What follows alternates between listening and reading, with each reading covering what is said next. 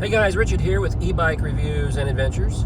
Well, this video is going to be a little bit different. That's my buddy Rick right up there in front of me. We were kind of celebrating Joe's birthday today, and we headed south about 60 miles and was going to do a little ride, maybe grab some lunch, and it's been raining. And we thought it was going to clear up, and it's not. So we decided to head back north where it's not raining, back towards our homes. All three of us live north of here. So we're going to go back that direction and find a place to ride and maybe grab some lunch, have a good time. But I'm sitting here thinking about it, and I thought, you know, now's a good time maybe to make a video. And so, yeah, why not? This will be a little different. So here's what I'm thinking. You know, I released a video a couple of weeks ago talking about 2024 being the year of the trike. And I made that video specifically about trikes because I think this year we're going to see a lot of changes. You know, I think we're going to start seeing a lot more offerings from companies that are coming out with trikes. And I hope so, because I happen to like trikes. But I also saw, excuse me, I also saw a video a couple of days ago from Micah from e-trike. And he was talking about his 2024 predictions. And, you know, I kind of agreed with a couple of the things he said. But, excuse me again, there are a couple of things that I didn't agree with. And I've been thinking about what can we expect this year? You know, what kind of changes are we going to see? So I decided, let's make a video and talk about it. Now, before I get too much into the video, go ahead and subscribe if you're new here, because I have content for everyone. Sometimes we just have discussion videos. Sometimes we do e-bike reviews. We do accessory reviews. We do group rides. I do family rides. I do solo rides. I do maintenance tips and things. So we got content for everyone, so I'm sure you'll be happy here. So join our community. Hit that subscribe button. Now, so 2024, what can we expect? Here's my predictions, okay? I think we're going to continue to see a lot more companies coming into the marketplace because e-bikes are just a hot item. I think sales are going to continue to do very well. And with that, we're going to continue to see some really good prices on some pretty good, you know, spec'd out bikes. We've already been seeing that. And I mentioned that in the video too here. It's a couple of months ago, I think now, that we're starting to see. Yeah, it was right after Russ's Right put out a video talking about the same thing. You know, we're going to see, or we're already seeing prices that are just really super good.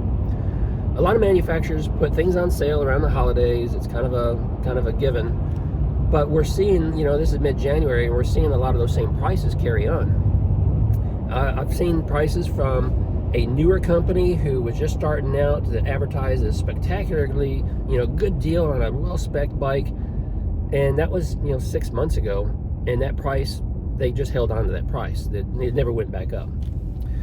So prices are going to continue to maybe drop a little, but the quality of the bikes are certainly getting better. Now, speaking of quality of the bikes and the components, one of the things that we're going to see more of this year is torque sensors. Because I think the overall cost of torque sensors have probably gotten a little bit better, and manufacturers know that there's a big demand there for that, and so they're starting to make more bikes with torque sensors, and I'm happy to see that because torque sensors are the way to go, in my opinion. But not only that, we're also seeing some, you know, some brands that have been around for a little while that they're starting to offer torque sensors. You know, they're coming out with new models that have torque sensors, and they're updating existing models and putting torque sensors in them. Okay, Hemiway has done it. There's rumors that Magicycle is doing that with the whole Deer lineup, if you're familiar with the Magicycle Deer. And I know Ad Motor, a company that I've worked with in the past, they've updated a lot of their trikes. So some of their trikes now have torque sensors. And so, yeah, we're going to see that. That's one of the big changes we're going to see. Another one I think we're going to see, I've already seen it, and that is we're going to start seeing more and more bikes with bigger batteries. Now, you know, for a long time, excuse me, I'm dying here. For a long time, you know, the 14 amp hour battery was kind of the average go-to size battery. But now that more and more people have joined the e-bike community, they're realizing how easy it is to go further and faster. I think they're going to, what we've started seeing is more bikes come out that are 20 amp hours, and or bikes that come out that have a dual battery option.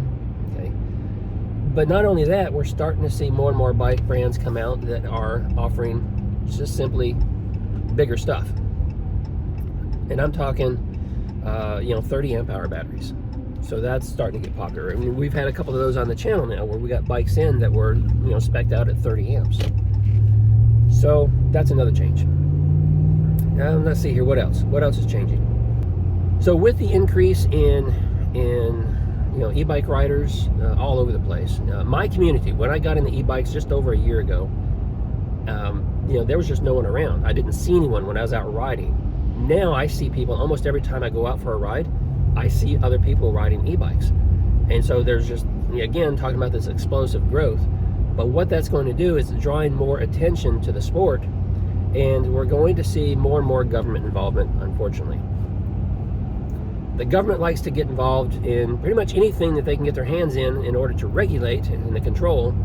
And that's going to be one of the things we're going to see. We're going to start seeing more regulation this year.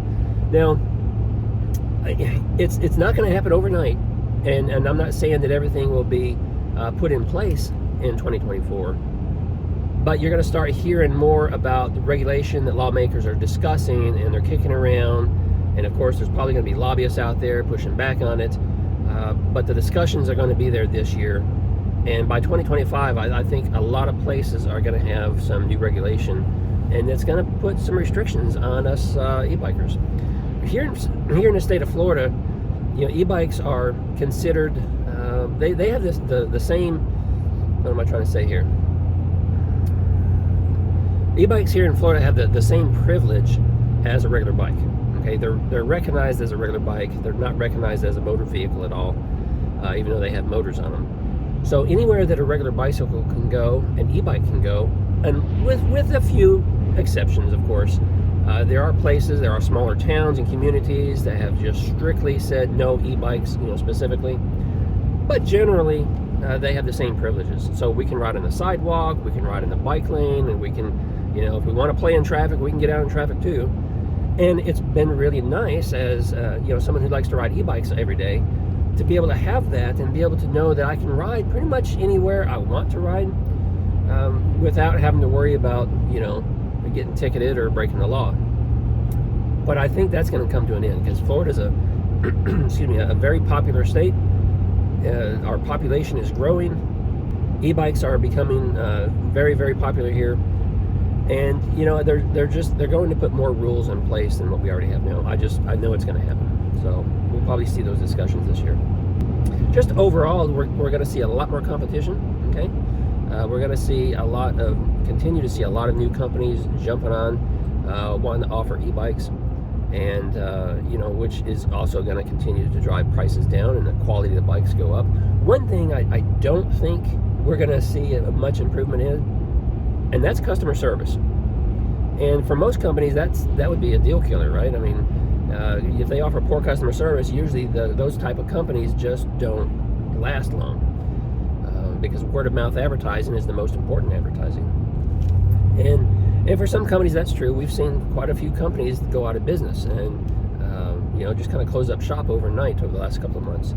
But with the cost of bikes coming down and those profit margins are getting tighter and tighter, they're going to cut somewhere, and it's likely going to be in the form of employees.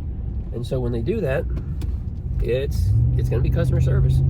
It's just not going to be there. It's never really been there anyway, because a lot of these companies, they just don't provide the level of service that, as a consumer, spending $1,000, $1,500, $2,000, $2,500 on a product, we should be getting better customer service. But I don't think that's going to improve at all. Let's see if there's anything else that I don't think is going to improve upon. I'm just doing this off the cuff. It's something I've been thinking about for a while, and I didn't make any notes, so I'm just trying to remember everything I had considered recently. Let's see, what else, Richard? We've got, big one. I think we're going to, in 2024, I think as we see more companies come out, and as we see more bikes models hitting the marketplace, we're going to see some pretty cool innovation. We're already starting to see more bikes come out that are app controlled, or at least have some form of app connectivity to give you more information about the bike or maps. We're starting to see bikes that have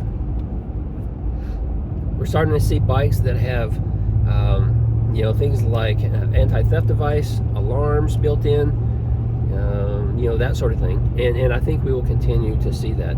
You know, I've even seen some bikes, some higher end bikes, that have displays that are molded into the frame, and you know, which I don't know that I like that, because if something happens to the display, how do you change it out? I'm sure it's going to be kind of difficult.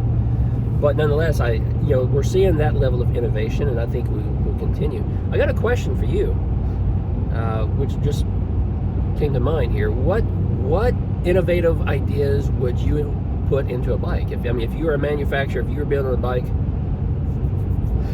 what kind of new features, new technology, or something would you do in order to set you apart from everyone else? Because, like I said, it's getting very competitive.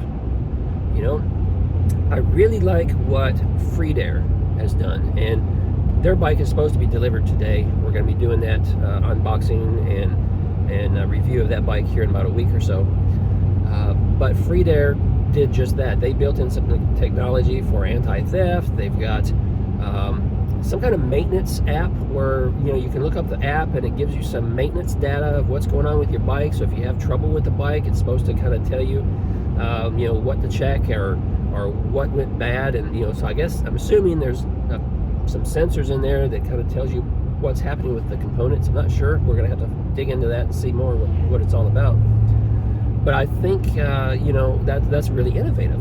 And, you know, they've been selling this bike for 3 or 4 months now. I think, you know, if you're going to spend, you know, $1,500, $2,000 on a bike, that people want to see that level of technology built into it. So, kudos to them. So anyway, let me know what you think. Let me know what you would add to your bike to set it apart, make it different. That's going to be it for this video, so I hope you like it. Let me know all your thoughts down below. Let's get the conversation started. Let's figure out what's happening in 2024. Tell me your ideas. Yeah, that's going to be it. Hey, like this video, subscribe if you're new, and I will see you guys in another video real soon.